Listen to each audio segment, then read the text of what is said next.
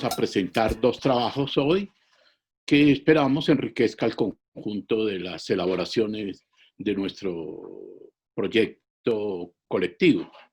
Voy a presentar entonces unas tesis fundamentales y me voy a referir a 5 asuntos claves de nuestra discusión fundamental. Un momento. Mi planteamiento inicial, que lo formulé en el trabajo, en la primera parte de la investigación que adelantamos con Lucio, a quien agradezco siempre su generosidad por tenernos en cuenta, es que yo he sostenido que, de manera polémica, que para el caso de Colombia y de algunos países, tenemos una hegemonía fragmentada. Y que esa idea, incluso Gramsci la refiere en varios momentos a lo largo de su comprensión del Risorgimento, de la guerra mundial, de la crisis del 29. Esa ruptura, esa fractura tan grande es muy prominente para el caso de Colombia. Y yo quisiera insistir muy fuertemente sobre ese planteamiento. Y quisiera, un tanto en sintonía con las presentaciones que han hecho nuestros propios compañeros, la idea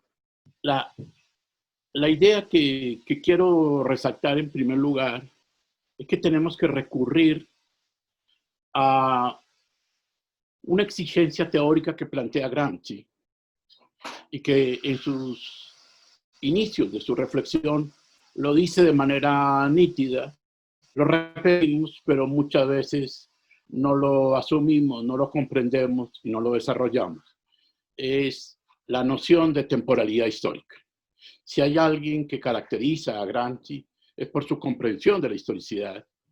Y él en cuaderno 3 habla de manera muy precisa sobre la necesidad de comprender ese tiempo histórico y lo denomina justamente como interregno.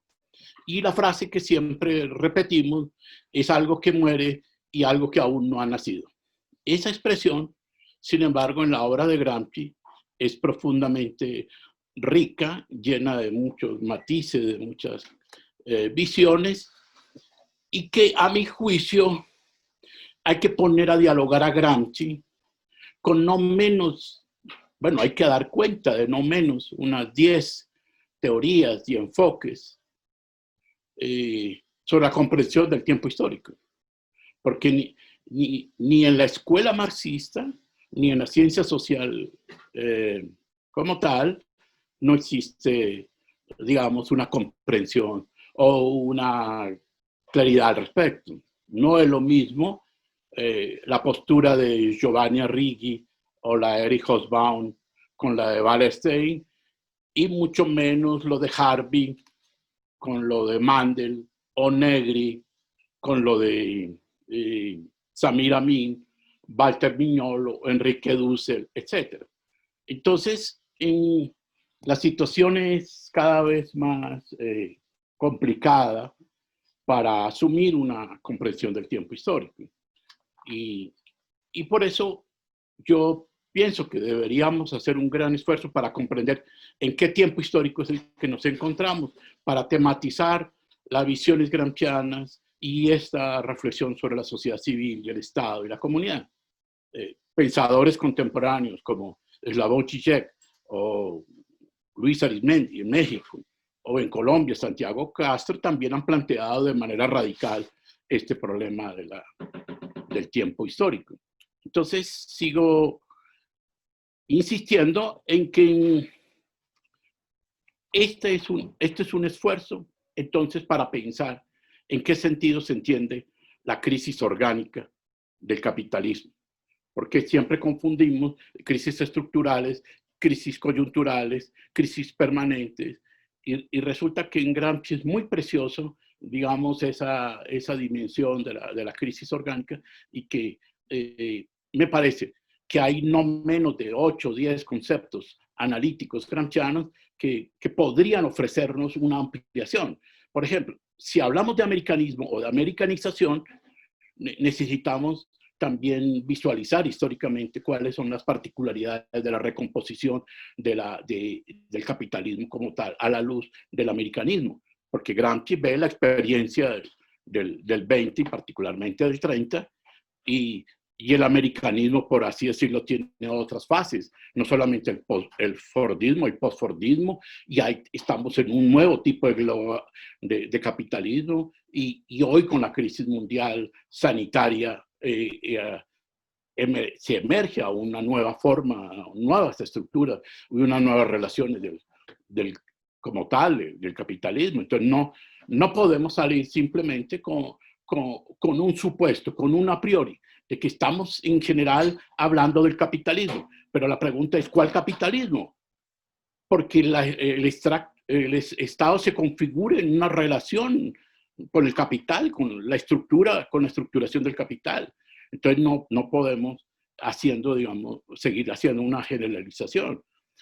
Ya ustedes lo han referido, varios grupos, todo el esfuerzo teórico marxista latinoamericano y el pensamiento crítico ha sido también, a mi juicio, muy precioso. Pero hoy nos encontramos en una discusión sobre el tiempo histórico. Y entonces yo quisiera insistir en ese punto, en esa lógica, porque me parece que ahí reside buena parte de los asuntos cruciales de la teoría política y de la configuración de una nueva relación. Por razones de tiempo y por las dificultades que aquí yo evidentemente presento con mi conectividad, debo decir que básicamente voy a plantear 5 grandes textos. 5 grandes tesis. Una es que a raíz del colapso del socialismo del Estado, de la experiencia paradójica de los gobiernos progresistas, de la permanente crisis de la democracia formal representativa y de la estructuración del capitalismo neocorporativo transnacional, la crisis orgánica se nos hizo más compleja, más llena de particularidades, y por lo tanto Gramsci podría ofrecernos entonces una forma de entender estas nuevas miradas en un ciclo histórico marcado por unas particularidades muy concretas. Y yo quisiera, entonces, como segunda tesis, es que las categorías, famosa entre las relaciones entre Estado y sociedad civil, tienen un cierto agotamiento, que son igualmente en momento determinado inoperantes. Y esto a la luz también de la experiencia de la historia internacional y a la luz de las experiencias también colombianas, ¿cierto? Y pienso que estamos en un horizonte complejo aquí de situaciones en las cuales el Estado sigue desempeñando una función muy importante. La sociedad civil está, en el caso colombiano, muy fragmentada, muy difusa. Y entonces estamos en un cruce de caminos, en una encrucijada muy grande. Y entonces esas torceduras históricas entre el Estado y la sociedad civil han conformado, a mi juicio, una relación de fragmentación, de ruptura. Y la expresión concreta en Colombia es la guerra, es la condición de que la política y que la forma de superación de estas crisis asume la forma de guerra. Y por lo tanto, vemos que los movimientos sociales fragmentados, difusos, se encuentran en una disyuntiva muy enorme en si pueden, en un momento determinado, asumir un desafío como el de la lucha por el poder, por el Estado y como, por lo tanto, de la gran política en sentido gramsciano. Entonces,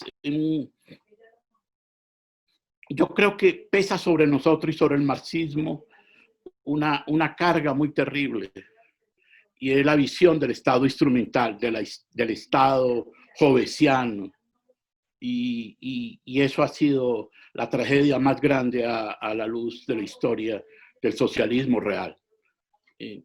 Pero esa no es la teoría de Marx. Y entonces,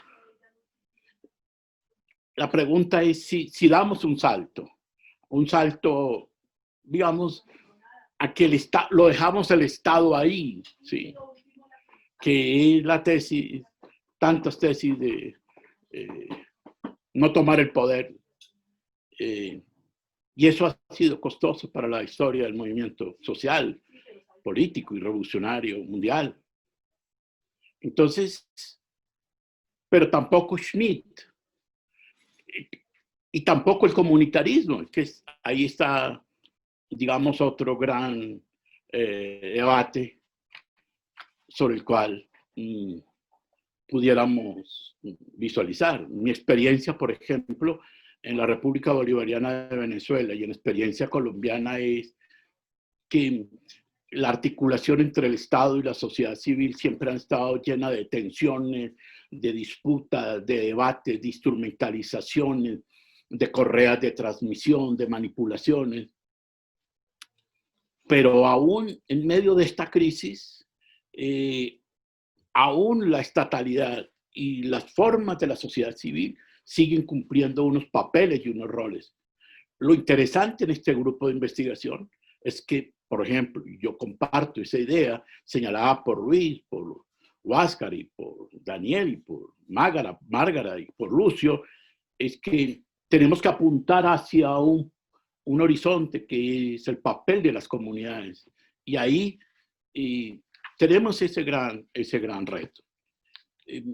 Yo quisiera básicamente señalar que para el trabajo que yo he venido elaborando, el quiebre de la paz, por ejemplo, en el caso de Colombia, el vaciamiento de la democracia, es un ejemplo maravilloso para demostrar el agotamiento, las limitaciones de la relación entre el Estado y la sociedad civil, y la falta de la comprensión del papel de la comunidad ha hecho que buena parte de estos procesos hayan estado o siguen estando afectados. Y yo diría, como una propuesta para el grupo, que sería interesante acoger la idea de lo común en una diversidad llena de particularidades, y con autores, con experiencias, porque no solamente son las comunidades indígenas que construyen lo común. La experiencia de la renta básica universal, la experiencia de los comunes, las experiencias de las comunas en ciudades es un ejemplo, no necesariamente está marcado solo por el papel de las comunidades originarias, que son efectivamente importantes. El problema es que para el caso colombiano ni el Estado cumple una función, la clase dominante no es dirigente, es parte de esa crisis, pero a su vez las clases subalternas no han asumido, digamos, un papel directivo, un papel lleno de perspectivas, digamos, de cohesión, de unidad, y sigue fragmentada. Esa sociedad civil ha estado ausente del proceso, por ejemplo, de la construcción de la paz. Y ese es uno de los puntos más difíciles para entender por qué ha estado fracasando, por qué ha fracasado la paz. Yo quiero entonces señalar que, como propuesta, la idea de lo común sería interesante para poder nosotros, digamos, tematizar todo este horizonte del pensamiento crítico latinoamericano en un diálogo con las comunidades, pero también con el Estado y con y con la sociedad civil.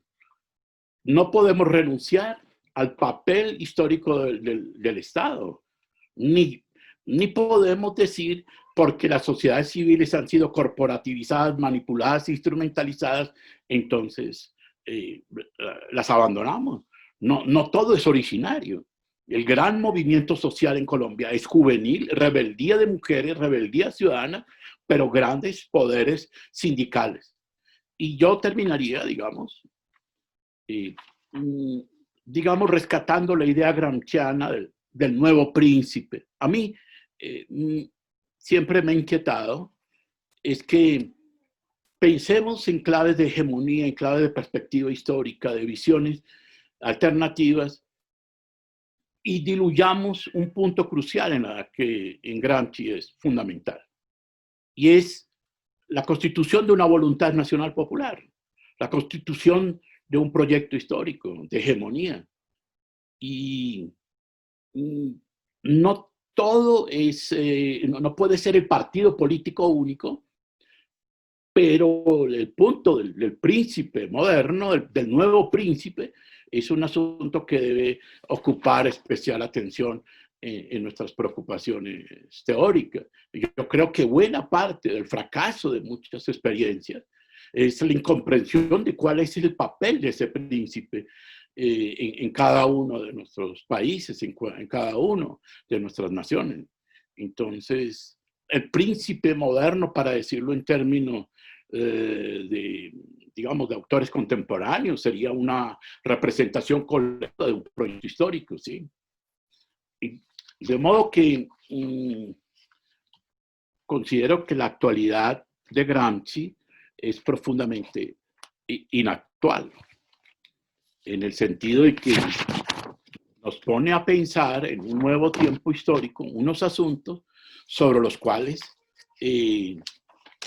necesitamos enriquecer la teoría, necesitamos replantearnos en un horizonte marcado por un nuevo tipo de capitalismo que no fue el de Gramsci, que no es el príncipe moderno típico, clásico europeo. Estamos en un nuevo tiempo histórico, y ese nuevo tiempo histórico es el que nos lleva, o me lleva a pensar que estamos, digamos, ante una tarea de replantear, repensar la función de la estatalidad, las relaciones, las dimensiones de esa sociedad civil en una articulación con las comunidades, pero pensando en un proyecto histórico que es lo común.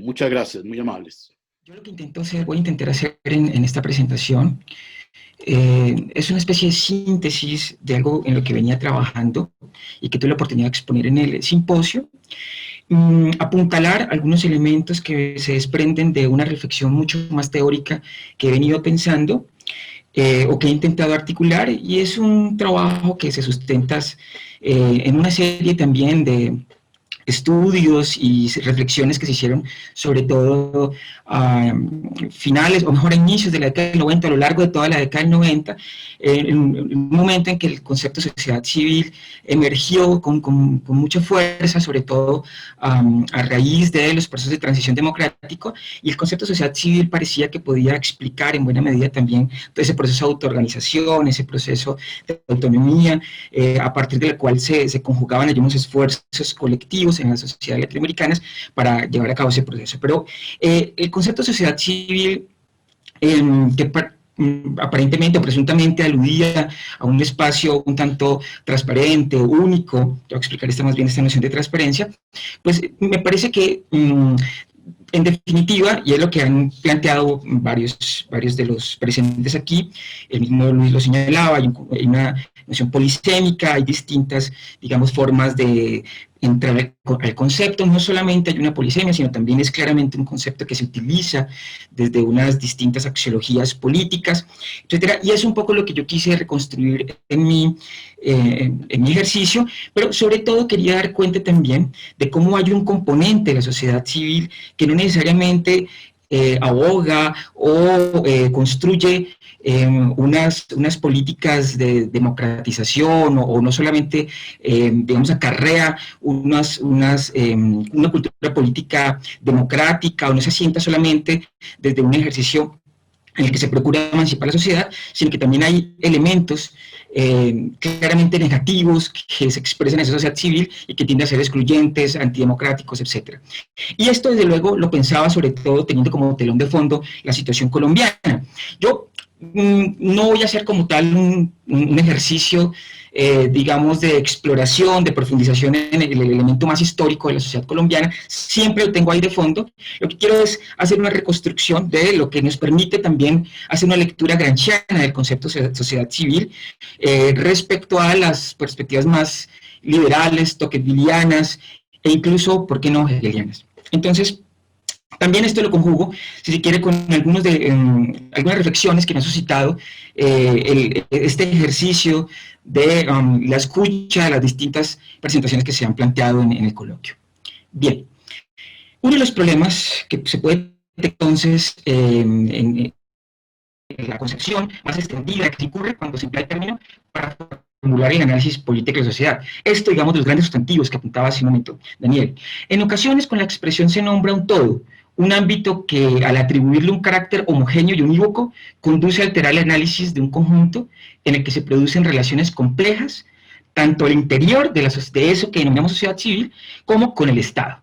Incluso se sugiere la idea de un espacio claramente delimitado y autoformado, como si preexistiera o fuese una variable independiente de las instituciones políticas. Esto es un aspecto, por ejemplo, que uno encuentra en el desarrollo de la teoría política, particularmente, por ejemplo, en todo el proceso de Luc, o más bien en las ideas políticas de Luc. No obstante, como se ha advertido en el coloquio, la cuestión de la sociedad civil es heteróclita y depende en algún grado del proceso histórico que conforman las fuerzas y agentes sociales, así como las estructuras surgidas de la condensación o cristalización de unas situaciones de fuerza que han dado origen a las instituciones que regulan el orden social. Creo que hay que claramente retener esa idea de lo heteróclito. Entonces, no tenemos un gran modelo de constitución de la sociedad civil. Generalmente también, como lo señalaré más adelante, ese modelo no único tiende también a perder de vista esas transformaciones que suceden también en este ámbito de las sociedades modernas, como de alguna forma se desprende de lo que señalaba hace un momento Jorge. Por tanto, algo destacable en las perspectivas teóricas que han animado este espacio académico es que confluyen en pensar a la sociedad civil desde su aspecto convulso, heterogéneo, conflictivo, pero no por ello menos aglutinante. Sin duda, la sociedad civil tiende a establecerse una forma relacional entre sectores dominantes y subalternos, misma que expresa la anatomía del capitalismo, colonialismo, patriarcalismo, sobre los que se ha edificado las sociedades modernas. Como bien se desprende de la lectura gramsciana de la sociedad civil, el diagrama de esas relaciones no puede ser representado en un plano cartesiano. Su comprensión merece una lógica más fluida, y ello por cuanto las fuerzas sociales no necesariamente trazan o asumen un esquema dicotómico en la organización social. Creo que varios trabajos de los presentados en el coloquio dan cuenta justamente de esos elementos mucho más aleatorios, complejos, decíamos, de la manera como se estructura la relación entre sociedad civil y sociedad política, por ejemplo, el trabajo de Pilar, etc. De hecho, tampoco la noción hegeliana acota a la sociedad civil en un todo uniforme. En el pensamiento del filósofo de Stuttgart, los individuos y corporaciones, aunque integrados por el mercado, no son piezas homogeneizadas ni indistinguibles.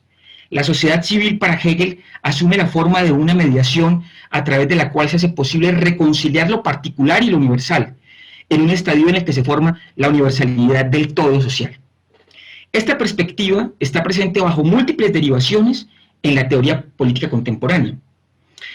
Si bien esta es una lectura dominante, digamos, y que ha servido para fundamentar muchas de estas perspectivas que han tendido a ser claramente, digamos, hegemónicas en el análisis de la sociedad civil, hay una tercera, digamos, o hay otra perspectiva que ha logrado, me parece, plantear de una manera mucho más digamos, compleja, de una manera mucho más meticulosa, el análisis de la sociedad civil y sobre todo en la perspectiva de pensar cómo en esta realmente se fundan, junto con el Estado, los proyectos de dominación. Esa sería la perspectiva gramsciana. En parte este enfoque de la sociedad civil también es recogido por Gramsci, el enfoque hegeliano, como lo hemos sabido por, digamos, la lectura de Bobbio, allí nos indica algo, aun cuando habría que tomar distancia, al menos en ese intento de superestructuralizar del todo a Gramsci. Al menos en el sentido de identificar en ese conjunto de organismos privados la existencia de un contenido ético. Eso es lo que retoma Gramsci de Hegel. Aún así, no será este el único elemento que fundamente la visión gramsciana sobre la sociedad civil. Por sobre todo, el análisis del pensador italiano, además de tener otros propósitos políticos, se basa en el desarrollo de una teoría de la hegemonía con la cual complejiza la relación entre lo económico, político y cultural para escudriñar cómo un proyecto político se constituye en dominante y dirigente del Estado y la sociedad civil. Por ello, en Gramsci encontramos una mirada ampliada del Estado e incluso de la sociedad civil, un análisis orgánico, y esto sería, digamos, un aspecto a retener, que también se ha reiterado en muchas presentaciones, en el que se presenta una relación de unidad-distinción entre sociedad política y sociedad civil, y en el que se ejercen de forma polivalente tanto la coerción como el consenso. Segundo, al pensarlo de este modo nos damos cuenta de la constelación, si advertimos y si partimos de ese presupuesto más bien gramsciano de la sociedad civil, ¿qué nos es posible? Pues advertir la constelación de mediaciones que inciden en los procesos sociales, económicos, políticos y culturales que atraviesan a la sociedad civil. Mediaciones que se transforman al vaivén de las disputas que se cierran sobre un proceso de acumulación propulsado por la financiarización de nuestras economías. 3. También al tenor de estos planteamientos se puede diseccionar con mayor precisión la idea de disputa por la sociedad civil y la sociedad política en la crisis orgánica de América Latina. Preguntas como ¿qué factores son clave y cuáles sectores intervienen en esa disputa? ¿Cuáles son los proyectos ideológicos y horizontes de sociedad que aspiran a irradiar los grupos en tensión? Esto es, ¿cuáles son sus posiciones intelectuales y morales y cómo inciden en la formación del sentido común e incluso en los deseos individuales y colectivos asumidos como aspiraciones sociales? ¿Sobre qué materialidades e instituciones se apoyan dichos proyectos? ¿En qué territorialidades se desarrollan o qué relaciones adoptan con los territorios y las comunidades que habitan en estos? ¿En qué consisten sus tácticas y estrategias sociales y políticas? ¿Están fundamentadas en el principio de la guerra de posiciones o aún incluso emplean la guerra de movimientos? Piénsese, por ejemplo, en los golpes de Estado blandos y constitucionales, en la dictadura comisarial tipo Schmidt, en la aniquilación violenta y masiva del oponente político. ¿Cómo estos proyectos responden a las múltiples crisis que definen el capitalismo contemporáneo? Crisis ecológica, acumulación, de la democracia y sus instituciones. En fin, todas esas preguntas me parece que son las que de una u otra manera han entrado a formularse y han servido como ejes para elaborar los distintos análisis que se han planteado en el coloquio. La perspectiva orgánica de Gramsci 4, que aparece de forma directa o indirecta en una parte importante de lo que se ha mencionado aquí, a mí me facilita un ejercicio de caracterización y estudio de las formas sociales sobre las cuales se han forjado las partes y trayectorias de la ecuación social. Además, el laboratorio conceptual gramsciano aporta al desciframiento de los proyectos hegemónicos vigentes en la región y convoca una reflexión de los sujetos y movimientos que vienen socavando los escenarios y esquemas de comprensión habituales del ejercicio de la política.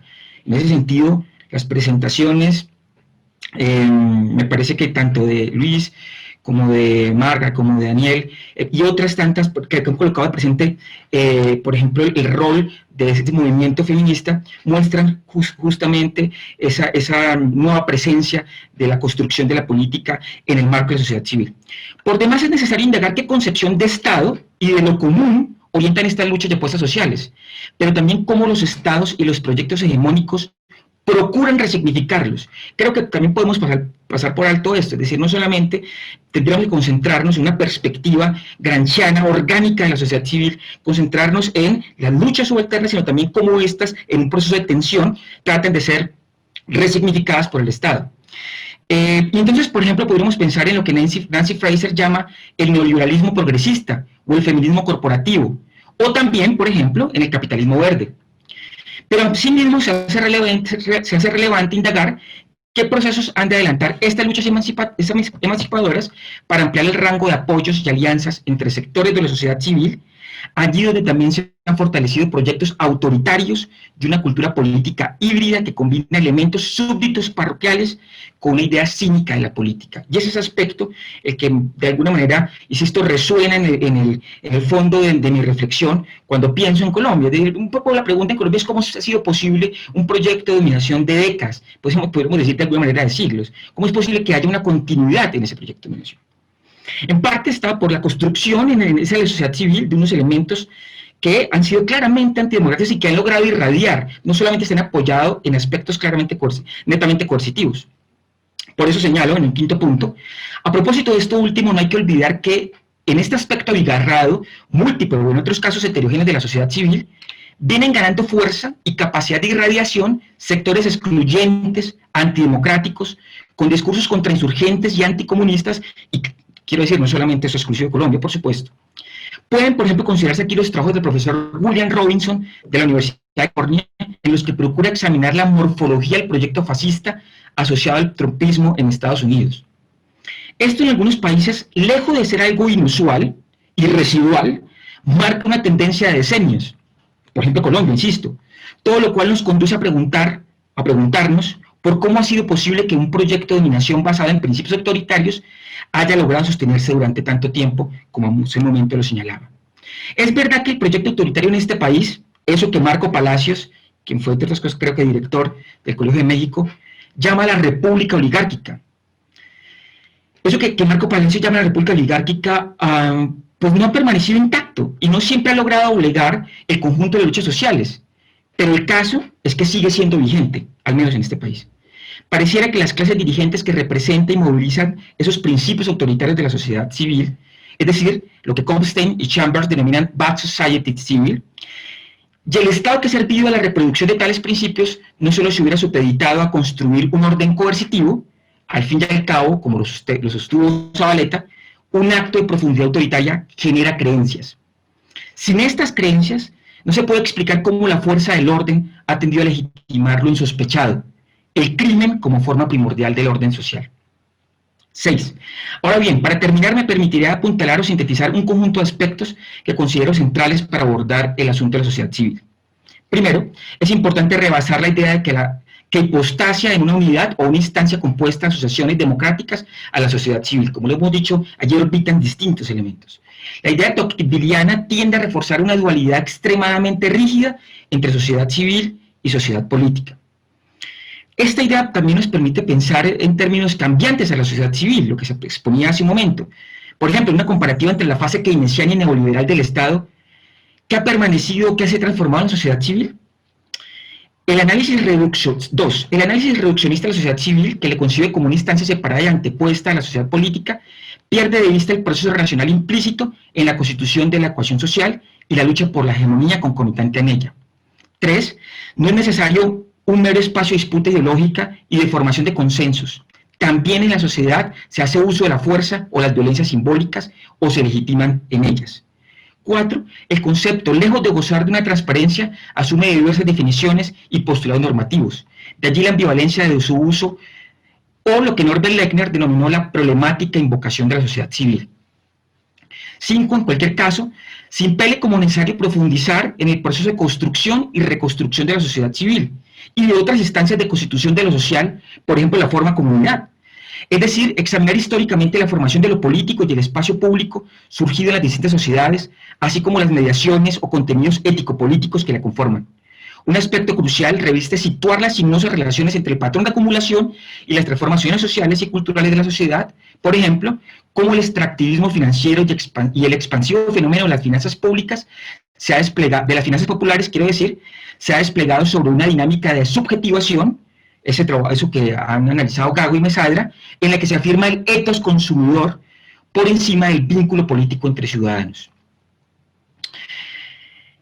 Quiero señalar asimismo un último punto, y es que el análisis de la sociedad, por ende, nos debería ayudar a comprender la suerte de la democracia en nuestros países. En dicho conjunto, la sociedad civil, aunque no de forma exclusiva, como lo ha colocado al presente Luis Tapia en sus trabajos, por esto de la forma comunidad justamente, en dicho conjunto de la sociedad civil anidan las disputas políticas sobre los proyectos que regulan o aspiran a hegemonizar la sociedad. Por ello, es clave para comprender ¿Qué ha sucedido? ¿Qué está sucediendo con eso que se denomina democracia en estos países? Así, las contigo, ¿cuál será el devenir de las instituciones democráticas en nuestra región? A décadas de la crisis de representatividad, por ejemplo, de los partidos políticos, ¿se otea en el horizonte otra instancia capaz de movilizar a la sociedad? ¿Cómo construir un proyecto hegemónico en el que se conjugue la fuerza del común para enraizar una transformación intelectual y moral de nuestras sociedades, en el que se produzca un diálogo y sinergia entre lo local y lo global? ¿Cómo deberían relacionarse los sujetos y organizaciones portadoras de esos proyectos con el Estado? ¿Qué rol juega y qué puede hacer el Estado por la profundización democrática de la sociedad civil? ¿Puede replantearse la forma y función del Estado para potenciar el elemento catártico de la lucha de las políticas subalternas? Creo que todas esas preguntas se desprenden de justamente un análisis claramente orgánico, de doble perspectiva gramsciano sobre la sociedad civil y el Estado. Pero a propósito, y ya para finalizar, un poco pensando en este concepto de crisis orgánica o esta, digamos, caracterización de la crisis orgánica que tendrían algunas de las sociedades, me permite una digresión. ¿No será que la crisis orgánica que aparentemente presentan algunos sistemas políticos de la región se ha convertido en una forma de estabilizar las disputas sociales y políticas? Y si la forma del orden fuese la de la crisis orgánica, la inestabilidad institucional y social y la desestabilización permanente de la sociedad, pareciera que la forma de Estado y el bloque histórico sobre los que se asientan dicho orden conviviera bien con la crisis orgánica, o eso parece en Colombia. ¿Cómo ha sido posible que se perpetúe durante tanto tiempo en algunos países latinoamericanos una manifiesta crisis de autoridad sobre la totalidad o parte de sus territorios sin que se produzcan rupturas o dislocaciones profundas? ¿O es que tal vez no hay crisis orgánicas, sino ocasionales y coyunturales exacerbaciones del conflicto social y político que conducen a generar equilibrios catastróficos obturados por cesarismos en algunos casos o revoluciones pasivas en otros, y con los cuales se ha logrado preservar las relaciones dominantes en varios estados de la región? Creo que es interesante que nos planteemos este análisis sobre las crisis orgánicas o coyunturales a través justamente del pensamiento gramsciano, y creo que con esta reflexión pues me he permitido también plantear un conjunto de inquietudes que se derivan tanto de mi propia reflexión como las que aquí se han vertido en el espacio del coloquio. Gracias. La participación del coloquio corresponde a unos elementos un poco que se han venido trabajando en relación con ese análisis histórico, en ese análisis de esa lectura histórico-política del contexto colombiano, retomando el concepto de sociedad civil. Lo primero que quisiera mencionar es trabajar para el caso colombiano un concepto bajo la idea de que tenemos una sociedad civil ampliamente fragmentada. Y quisiera un poco desarrollar esa idea de por qué hablamos de una sociedad civil ampliamente fragmentada. El primer elemento que quisiera poner en contexto, que lo habíamos planteado antes en el simposio, es estamos hablando de Colombia, un país marcado por un proceso de posacuerdo, y ahí quisiera hacer una precisión, y no de posconflicto, en tanto en nuestro país hemos estado viviendo ya 4 años del cumplimiento de la firma de los acuerdos. Sin embargo, el cese del conflicto armado y de las manifestaciones de la guerra en el campo y en la ciudad, pues no han terminado. Entonces, ya hay una serie, digamos, de análisis en el caso colombiano donde se ha venido desde el inicio hablando del posacuerdo. Y en ese sentido, plantear unos elementos que quiero revisar a lo largo de esa hipótesis de la ampliación de la sociedad civil ampliamente fragmentada. Uno, retomar los elementos del acuerdo de paz con las FARC, una de las guerrillas más antiguas de América Latina y que tenía mayor presencia en número de combatientes. El primer elemento es retomar que se habla de una reforma rural integral, uno de los ejes fundamentales de la desigualdad en Colombia y uno de los ejes que han planteado fundamentalmente la discusión de la tenencia de la tierra. Entonces, el punto de la reforma rural integral, que será importante para mencionar después este desarrollo de oligarquía y, bueno, las características que rondan nuestro país. Entonces, este punto de la reforma rural integral como un eje fundamental para pensar también las manifestaciones de la sociedad civil. El otro elemento tiene que ver con el segundo punto del acuerdo, que era la participación política, entendiendo que en ese acuerdo se estaba pactando que se incorporara un nuevo actor a la vida política colombiana en un elemento que había desarrollado anteriormente, y es ese estrecho margen de participación política que tiene el país en su historia de los últimos 60 años, donde cíclicamente se han venido rompiendo las posibilidades de ampliación y que seguimos manejándonos con diversas caras, pero dentro de un bipartidismo fuertemente clásico en el caso colombiano. El otro elemento pues tiene que ver con el fin del conflicto y el cese de las hostilidades, que como les mencionaba al inicio, pues no se ha dado en los términos en los que se pensaba y con el alcance que se suponía iba a tener el acuerdo de paz. El otro elemento que va a ser fundamental para una distinción que quiero hacer entre lo urbano y lo rural es la solución al problema de las drogas. Entender que el problema de las drogas no es el problema solamente del narcotráfico en términos de los carteles y demás, que efectivamente tienen presencia, fuerza económica y demás, sino entender que el problema de las drogas tiene que ver con el problema de la subsistencia del campesinado en zonas alejadas del país. En zonas, digamos, alejadas del centro económico y del centro de producción capitalista. Entonces, esos 4 elementos quiero resaltarlos y ponerlos allí como precedente, porque estamos hablando de un contexto colombiano caracterizado por eso, y en un momento donde la sociedad civil también se manifiesta en términos de lo que implican los cumplimientos del acuerdo de paz.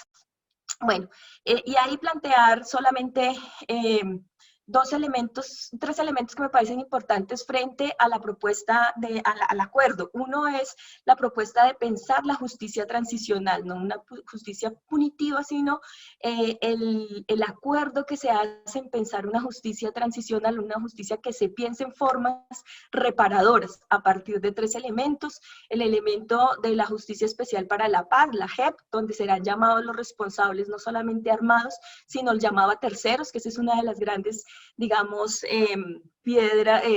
palos que se le quieren poner a la rueda en la JEP, porque se pueden llamar a ganaderos, terratenientes, empresarios, grandes oligarcas, que ya vamos a ver un poco esa afectación y esa correlación con las manifestaciones de la sociedad civil. El otro elemento, el reconocimiento de la necesidad de la verdad, y para eso dentro del sistema de justicia transicional pensar en la comisión de la verdad, donde es un proceso de reconocimiento de la sociedad colombiana, de los hechos que suceden, de los hechos acontecidos en todo este margen del conflicto armado. O sea, no un peso judicial, sino un peso de construcción de los lazos sociales y de las relaciones sociales que debe estar en la tarea de la sociedad colombiana de reconstruir.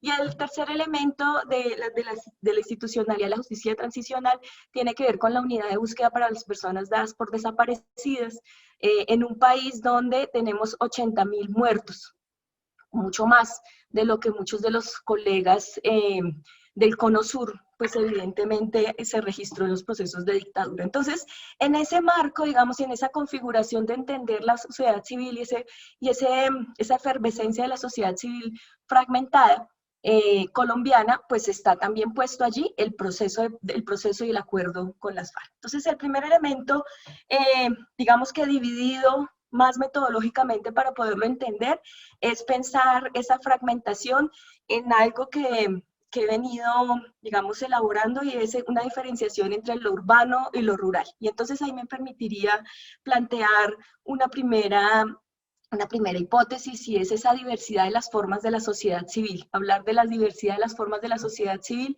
marcado por un contexto. Entonces evidentemente estamos hablando de identificar las formas de la vida cotidiana de los sujetos y de las formas como se dan esas relaciones de dominación que tienen múltiples manifestaciones, sea en el ámbito urbano o sea en el ámbito rural. Y esa diversidad atraviesa el caso colombiano, teniendo en cuenta que somos un país que tiene múltiples ciudades, donde la concentración de la población se da en las ciudades, pero la densidad de tierras está en términos rurales. Somos un país donde fundamentalmente tenemos unas relaciones rurales, ¿sí? Unas relaciones de producción ligadas al agro, pero la concentración de la población y del gran capital está en unas pocas ciudades. Entonces, eso hace una distribución bastante desigual de las relaciones y de las formas como se presenta la dominación.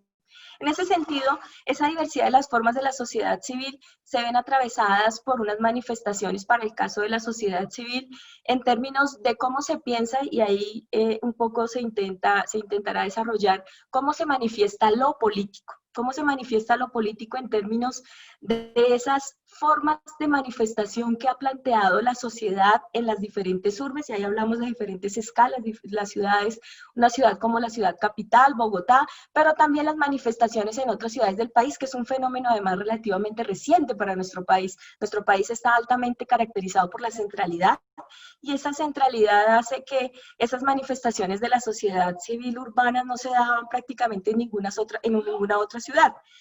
Situación que en los últimos años se ha venido planteando para el caso de pequeñas ciudades y de ciudades de orden medio y de pequeñas ciudades en las regiones. Y esas manifestaciones se dan en diferentes, digamos, con diferentes tesituras. Por un lado, ubicamos una voz de manifestación de sociedad civil, de una explosión juvenil importante, unas manifestaciones de los jóvenes en las ciudades, de estas grandes manifestaciones, pero una cosa además que ha caracterizado recientemente es una sociedad civil que demanda la apertura de derechos políticos y la apertura a la política, ¿sí? Y otro elemento que nos parece importante resaltar es esas formas, digamos, disruptivas de las manifestaciones clásicas, caracterizadas por lo que aquí no se conocían, las batucadas, las comparsas, una serie de manifestaciones artísticas y culturales en medio de las marchas. En el contexto colombiano se han dado unas manifestaciones de las marchas, digamos, en la historia de las movilizaciones, lo que desarrolla el profesor Archila, el profesor Múnera, ha estado atravesado siempre por un ejercicio de la fuerza a nivel nacional. Y uno de los elementos creo que característicos de estas manifestaciones de la sociedad civil son esas nuevas interacciones, las nuevas interacciones pasadas por las comparsas y por estos elementos artísticos. Sin embargo, hay un elemento que ha venido teniendo cada vez más presencia por parte de estos elementos represivos y de las formas de manifestación represivas del Estado, que tiene que ver con la confrontación física, el uso de la fuerza. Nosotros tenemos algo que se llama el SMAT, que es una fuerza especial antidisturbios, y el uso de la fuerza en las manifestaciones, que siempre se había presentado, se ha venido exacerbando en los últimos tiempos. Es decir, esa consolidación de ese proyecto autoritario va teniendo cada vez más presencia, diversas manifestaciones, tanto que en el último año hemos tenido varias manifestaciones en el orden de las distintas ciudades que han terminado en asesinatos de manifestantes y en asesinatos donde se ha comprobado que es la fuerza pública, y se ha hecho entonces toda una suerte, digamos, de investigación y rápidamente salir a condenar los hechos. Porque ahí viene un elemento que me parece, y un segundo elemento que me parece importante de plantear para el caso colombiano, y es cómo se ha venido construyendo desde el orden hegemónico estatal una doble reglamentación de la institucionalidad. ¿A qué me refiero con eso? Me refiero a que ha habido un orden de la institucionalidad marcado por todo lo que tiene que ver con la legalidad, las instancias, las reglamentaciones, los procesos. O sea, hay una cadena de constitucionalidad y una cadena de legalidad muy fuerte en el país, donde todos los ejercicios están pasados por la formalidad, por el debido proceso.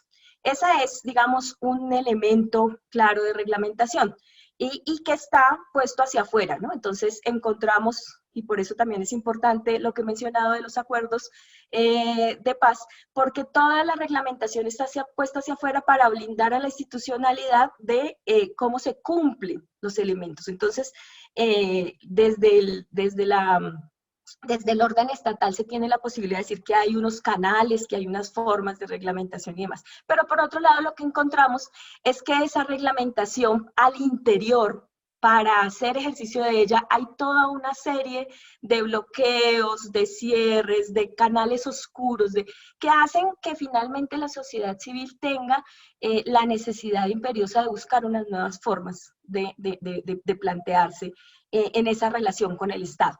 Entonces, esas vías legales, ¿sí?, se viene presentando en el país una serie de discusiones frente a cómo se utilizan las vías legales y cómo se dan esas formas pacíficas que están marcadas por la legalidad, pero también una discusión frente a toda esta disrupción de la burocracia en la formalidad, cómo se le da acceso y se le da apertura a las formas que de alguna manera no son legales, pero que resultan legítimas con la gente, en las formas de manifestación y de confrontación que muchas veces se resuelven por las vías violentas. Entonces, como la gente ha venido, en el último año vimos manifestaciones donde la gente se manifestó en contra de infraestructuras nacionales y infraestructuras locales, y eso termina con el asesinato de gente. Entonces, la sociedad civil viene hoy en el ámbito urbano, primero, en unos elementos de participación ampliada,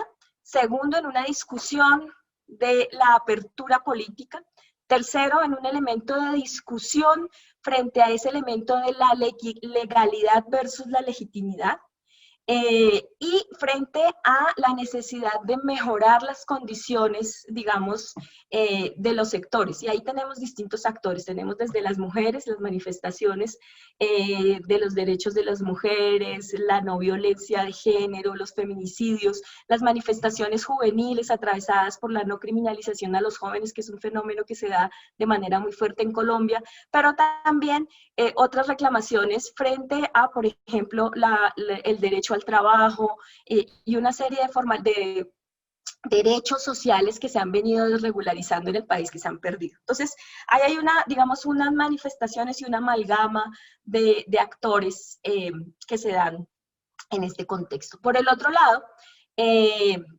hay un elemento que es importante y es este elemento de la cultura y la vida cotidiana, como en esta íntima relación de la construcción de la cultura y la vida cotidiana, pues se vienen dando también la incorporación de elementos de los medios de comunicación. Entonces, de los medios de comunicación a partir de dos elementos, digamos, los hegemónicos, que para nuestro país son muy marcados en términos de la concentración de poder en cabeza de unas familias específicas de manera histórica. No tenemos unos canales alternativos de comunicación masiva, distinto a otros países que tienen prensa alternativa, prensa libre, canales de comunicación. En el caso colombiano no existe, ni prensa ni televisión.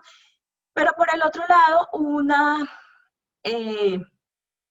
ascenso progresivo de las redes de comunicación alternativas. Y eso hay que decir que, digamos, la introducción de las TICs y demás plantean un auge de los medios alternativos de comunicación, que lo que han permitido es visibilizar una serie de actores, procesos, ¿sí?, que resultan subalternos, que evidentemente no son puestos en el escenario de la vida pública, pero que se vienen dando en los sectores más menos visibles, digamos, en las clases subalternas. Y ahí hay como una suerte de sedimento organizativo importante que resulta necesario mirar y que progresivamente ha tenido una visibilización. Ha tenido una visibilización en ese proceso histórico que ha vivido Colombia y que tiene unas demandas por una apertura de la política, pero por una discusión también del ejercicio de lo político. Entonces, allí hay unos elementos que considero que son importantes. El otro escenario en el cual quisiera detenerme un poco más es plantear esa sociedad en lo rural.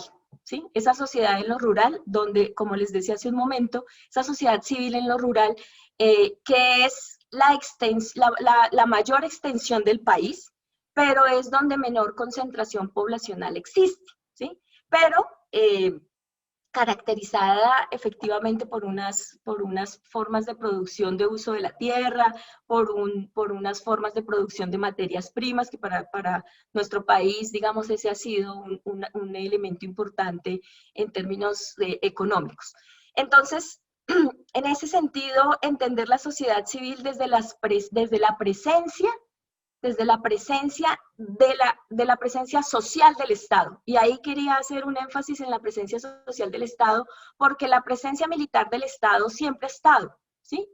La vida rural de nuestro país, en un país fuertemente capitalista, con patrones de alta concentración y de explotación de la tierra, de altísima concentración y de alta explotación de la tierra, fundamentalmente por intereses hoy marcados por la minería. Les mostraba en el simposio anterior esa concentración de explotación minera, explotación de oro, de petróleo y demás. Y eso marcado, esa explotación, esa concentración marcado por el despojo de la tierra y el sentido de territorialidad, el despojo también de la territorialidad, lo que implica el sentido de pertenencia y esa íntima relación de cómo se construye el ser territorial de los sujetos campesinos, de los sujetos indígenas y de los sujetos afro, porque ese es otro elemento que quisiera resaltar, una matriz altamente diversa en lo cultural. Entonces, nuestro país marcado por una matriz donde tenemos más de 150 pueblos indígenas dispersos a lo largo y ancho del país, desde la punta norte en La Guajira hasta la punta sur en Leticia y desde el occidente al oriente. Entonces, una población asentada en la costa caribe y en la costa pacífica de población afro, pero también de una diversidad enorme con las regiones que les comentaba en la sesión anterior. Entonces, hablar no solamente del despojo de la tierra implica del hecho material, digamos, de la producción, sino también del sentido de territorio, ¿sí? Y a partir del sentido de territorio es justamente y de ese sentido, de esa relación íntima que tienen los sujetos en lo rural con la tierra, es de donde surgen esas nuevas manifestaciones de la sociedad civil, que me parece importante y me alegra además muchísimo que me hayan precedido los compañeros de México y a escuchar a Márgara, a Daniel y a los compañeros de Bolivia, porque justamente ese sentido de comunalidad marca esa relación con lo rural, ¿no? Entonces, hay un elemento que es importante destacar y es que ese despojo de la tierra acompañado de la estrategia en los últimos 30 años, nuestro país ha vivido junto con el fenómeno del narcotráfico y por eso lo traje al inicio, el fenómeno del narcotráfico ha generado el posicionamiento de esos grupos de poder en una fuerte relación con las oligarquías nacionales, con el ejercicio paramilitar, ¿sí? Entonces, ese despojo de la tierra por el uso de las vías legales, ¿cierto? Por los proyectos de infraestructura, por los proyectos hídricos, pero por las vías ilegales con la presencia del paramilitarismo. Entonces ahí hay una afectación, pero también una serie de manifestaciones de la sociedad civil que han sido muy fuertes en la construcción del movimiento social, en movimientos y procesos organizativos para evidenciar los crímenes de Estado, pero también en los procesos para acompañar a todas estas víctimas del conflicto, ¿sí? De este largo conflicto colombiano. En ese sentido, pensar el caso colombiano en lo rural necesariamente nos implica pensar en una construcción histórica desde la consolidación del Estado a partir del ejercicio preponderante de unas familias oligárquicas. Aquí esa, digamos, unidad de poder político y de poder económico se ve claramente, uno de los elementos que planteaba justamente Daniel. Esa unidad de poder político y de poder económico en Colombia se da claramente. Las familias tienen, y un ejemplo de eso es muy de contexto, pues es el ubérrimo, ¿no? La finca de Uribe Vélez. Entonces, en ese sentido, pensar esos intereses económicos en claves de la explotación de la tierra hoy, que los vemos en cabeza de terratenientes nacionales, pero y en terratenientes nacionales en términos de regiones, ¿no? No podemos hablar de un solo grupo o de un pequeño grupo de familias, sino que hay una serie de familias en lo regional, en el Bichada, en el Magdalena Medio, en Antioquia, que concentran la tierra, pero también una concentración de la tierra de carácter internacional por vías internacionales a partir de proyectos de explotación. Eso plantea un elemento fundamental y es cómo se configura el poder y cómo se configuran esos procesos de la sociedad civil en el orden regional y en el orden local. Y en ese sentido es importante referenciar varios elementos. Uno, los procesos organizativos, por ejemplo, que para nuestro país han sido relativamente recientes, para otros países ya de vieja data, los procesos como la Coordinadora Nacional de Cultivadores de Coca, Amapola y Marihuana en Colombia, la COCAM, que ha sido una de las coordinadoras que ha visibilizado el trabajo de una de las problemáticas muy fuertes, y es esa relación entre la tenencia de la tierra, la producción de la tierra, y la presión por los cultivos ilícitos versus la ausencia de presencia social del Estado. Es decir, para el campesinado colombiano, el cultivo de la hoja de coca, la amapola o la marihuana es una posibilidad de subsistencia, es la posibilidad de tener un producto que le permita la explotación de la tierra y la acumulación de algunos elementos básicos para la subsistencia de sus familias. En ese sentido, en lo rural, en varias zonas del país donde hay presencia de cultivos ilícitos, pues hay unas fuertes movilizaciones y hay unos fuertes elementos para mirar. Eso, cruzado en el mapa colombiano, con que en las zonas rurales pues hay presencias de poblaciones afro o de poblaciones indígenas.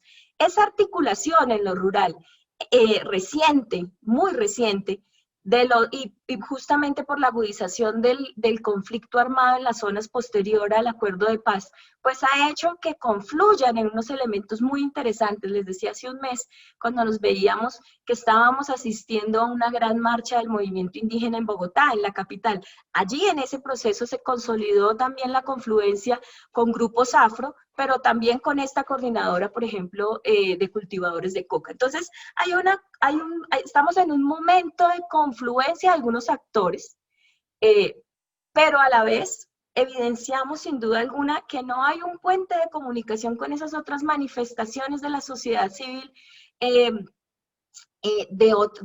otros órdenes, ¿no? Entonces, ahí hay un elemento importante, digamos, para reflexionar para nosotros en el caso colombiano, y es cómo esta configuración, y ahí, digamos, quisiera plantear una pregunta para que la pudiéramos compartir ahora en el debate, y es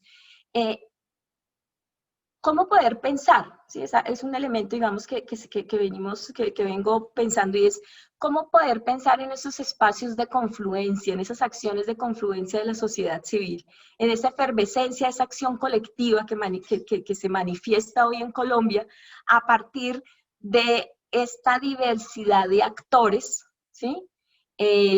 De unas manifestaciones muy amplias, pero también de una diversidad de intereses. O sea, no podríamos claramente hoy plantear que hay una sociedad civil homogénea, o que por lo menos apunta o se le ven algunos elementos iniciales para poder articularse. Tenemos una debilidad, digamos, en términos políticos muy fuertes. Para nuestro país, cualquier manifestación de izquierda sigue siendo altamente estigmatizada, y digamos, la dificultad que ha planteado el pensamiento crítico en nuestro país, pues ha dado cuenta de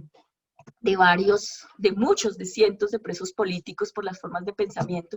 Entonces, plantear ese elemento político en la articulación de la sociedad civil es uno de los elementos que genera un derrotero para la sociedad colombiana, ¿sí?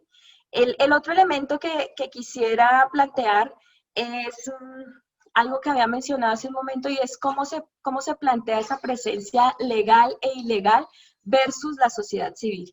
Hay un elemento muy fuerte para el caso colombiano, que es esa presencia del paramilitarismo en diferentes formas y con múltiples denominaciones a lo largo y ancho del país. Pero esas formas ilegales tienen unas coaliciones soterradas, digamos, a nivel histórico, y ahora no tan soterradas, con los grupos de poder que generan algo que les mencionaba, y es el aniquilamiento del movimiento social, fruto del acuerdo de la reincorporación de las FARC, pero hoy tenemos 242 excombatientes asesinados. Es decir, que ese proceso de participación política, la ampliación de la participación política no se viene dando, que es uno de los grandes riesgos que tiene Colombia. Entonces, digamos que hay una suerte de factores que generarían un análisis de cómo pensar la confluencia de esta sociedad civil colombiana, ¿sí? Nosotros como equipo evidentemente tenemos en Colombia unas líneas distintas por por nuestras trayectorias y por nuestras expectativas también académicas, pero hay unos elementos en los cuales necesitamos confluir para pensar esos derroteros de la sociedad civil. Quisiera plantear solamente para terminar ya un elemento, y es que hay unas demandas del reconocimiento de derechos que se plantea la sociedad rural, un derecho básico que será el derecho a la vida, un derecho a la tierra y unos derechos sociales que hoy no están garantizados. Hoy en el marco de la pandemia ha sido evidente la falta de condiciones de conectividad, la falta de condiciones de electricidad, de saneamiento básico. Elementos como la educación en este marco de la pandemia no han sido posibles para los niños y niñas de las zonas rurales, y esa ha sido una de las evidencias que se han puesto a la luz de la pandemia. El otro elemento es el reconocimiento de las condiciones básicas para el ejercicio de la política y un camino, digamos, progresivo que esta sociedad civil colombiana viene construyendo hacia la discusión de lo público. Este elemento de cómo hacer confluir la diversidad y la fragmentación de la sociedad civil será uno de los grandes, digamos, derroteros para pensar y para construir en nuestra sociedad colombiana. Muchísimas gracias.